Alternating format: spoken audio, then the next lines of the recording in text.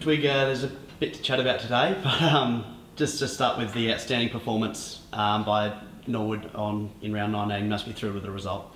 Yeah, the way we played, I think Josh was the most redeeming feature. It was a real arm wrestle up to a quarter time, and probably even to 10 minutes into the second. It was both teams having a pretty good hit out, and yeah, thought once we were able to get some ascendancy, I think Jade Creswell contest when he got winded, it was a pretty strong contest, and from there I think we were able to win a couple of critical contests in between the arcs, which then went forward and were able to.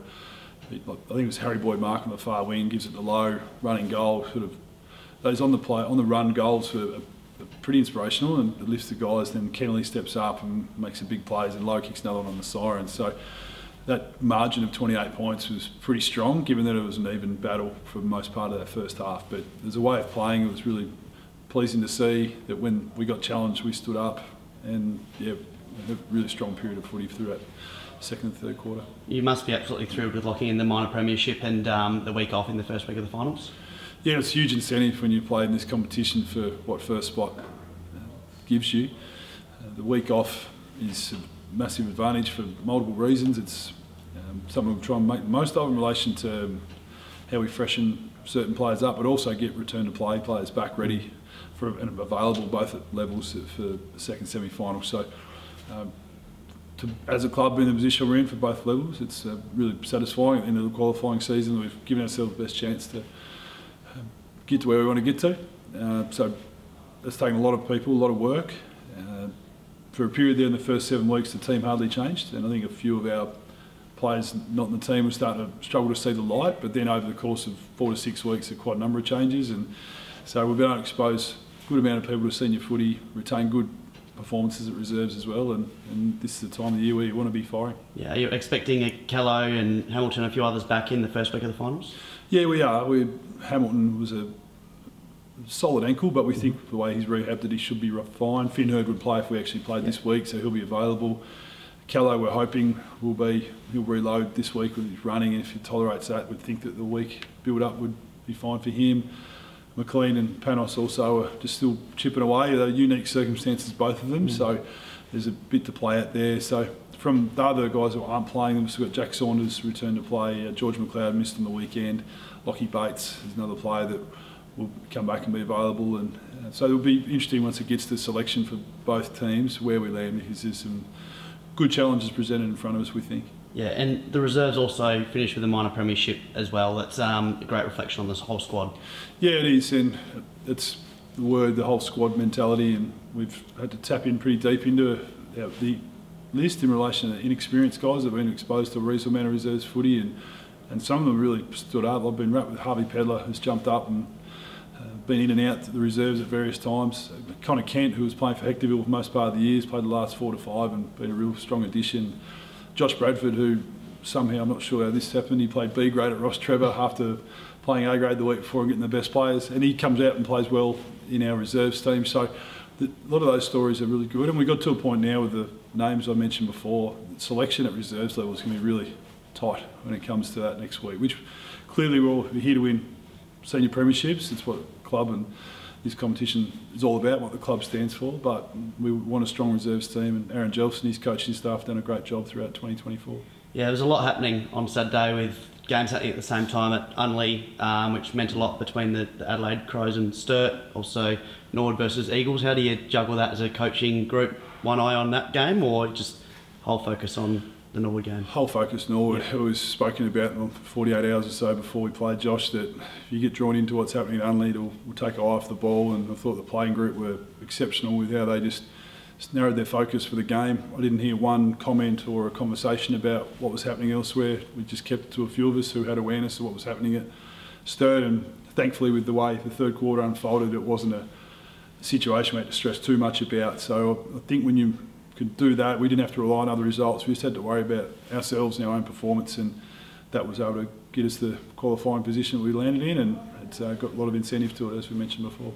14 goals in a row, that was a powerful display, wasn't it?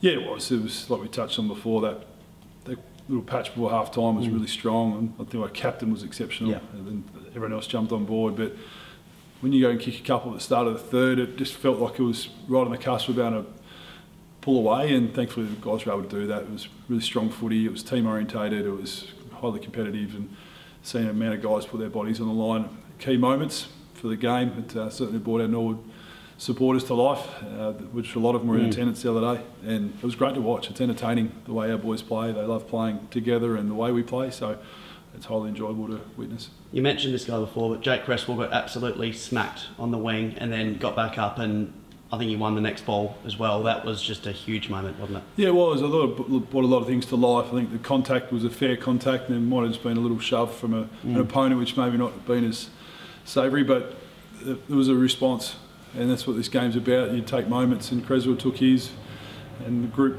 jumped on the back. I thought Pierce Seymour won a really big contest at half back not long after, which got some good ball generated through the corridor.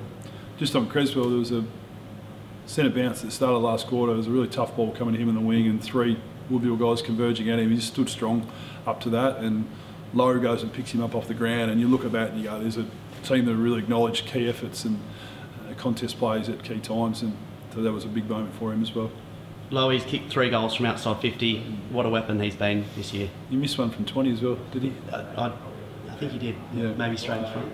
Well, he doesn't kick the first one unless Harry Boyd takes a massive mark. Yeah. He doesn't kick the second one unless we play stoppage play perfectly between Ling, Cootie and Boyd's involvement. So he's a great finisher, and not many can do that like he does, but there's a way of playing that puts him in those positions. And I think his third one, Alistair Lord took a great mark in the middle of the ground, short kick inside, Lowe's in space. So he's had an excellent year, Lowe. He's improved out of sight. He's a hard worker.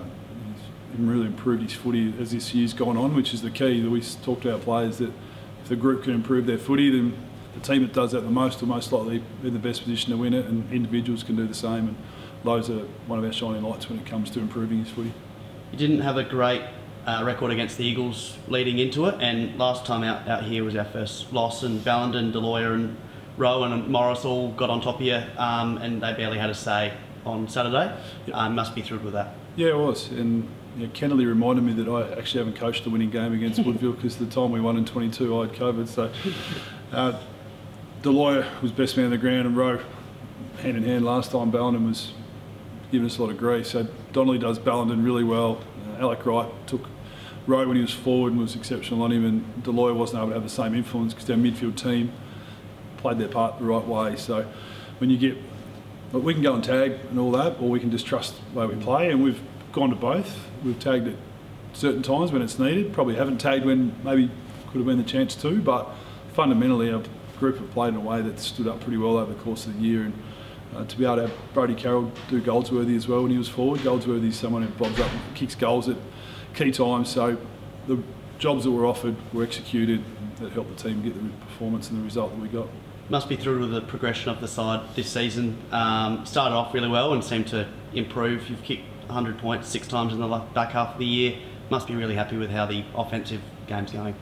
Yeah, and the group have shown they can score now, which probably has been a work in progress over a period of time, and part of that's on contest wins, part of it's how we defend, and part of it's on a forward line that looks dangerous. And that's probably the thing. We don't rely on one player to jump up for us. It's a collective, and clearly scoring is a powerful tool and makes it hard for the other team to stay in the game if you're putting score on the board at key times. But we kicked 78 of our points from turnover on the weekend, and you work back from there. It's a way of defending and competing that puts you in a position to score. So probably the thing that's improved a lot is conversion. Nathan Bassett's done a good job at times with our group with goal kicking, and to look up at one stage, I think it was 17 goals 5 in the weekend, which certainly the first half of the year there was more games we'd kick more points than goals. So there's a lot of things that go into it, Josh. Accuracy being the end point, but a way of playing and defending, competing gives us the best chance to score. Yeah. How big was Tristan Binder? 5 goals, massive.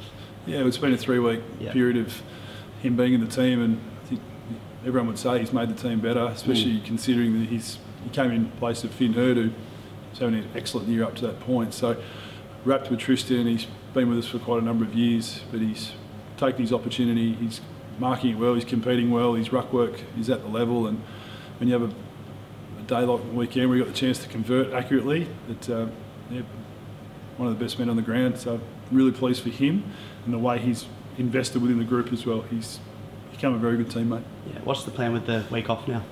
We'll give the players 4 days off this week, so we'll get back together Thursday. So we had a couple of programs mapped out depending on results on the weekend. So reconvene Thursday, have a good hit out Saturday, and then get back again the following Monday and build up to the Sunday. So yeah, having both teams on the same schedule was helpful. Yeah, but we think having front-ended time away just to refresh. There'll be a lot of them come through here today and probably tomorrow, but it's on them. It's their time, and yeah, we'll keep training the way we train, but we'll try and freshen them up mentally through this short 4 to 5 days before we come back on Thursday.